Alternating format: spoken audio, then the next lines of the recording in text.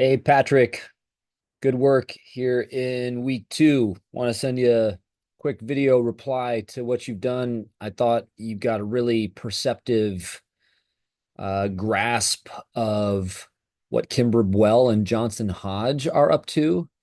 So I appreciate the nuance of how you've dealt with that article in Forum One. Well done. And I hope that kind of complicates our way of thinking about ethnicity, Jewish ethnicity in particular, because it shows us that the gospel that Paul teaches is not about neutralizing the particulars of people's lives, even over generations, but that God's revelation comes in and through those particulars. So that means our communities, our families, all of the particulars that make our lives who and what we are.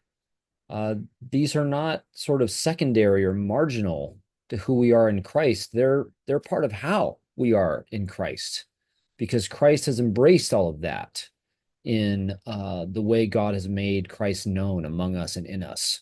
So I love that. Um, you got some good stuff here also on judgment and hospitality.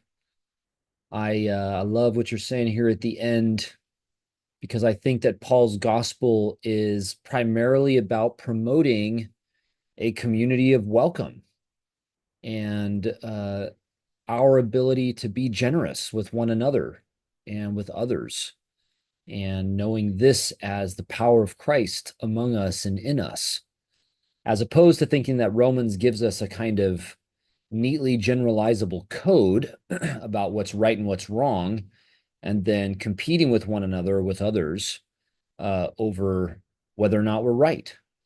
And I don't think that is, food for a very hospitable or welcoming life. So, there's a lot of room, I think, for us as Christians to grow by learning Paul's gospel as he presents it here in Romans. So, good work, man, in week two. Thanks for the thoughtful responses and look forward to more in week three.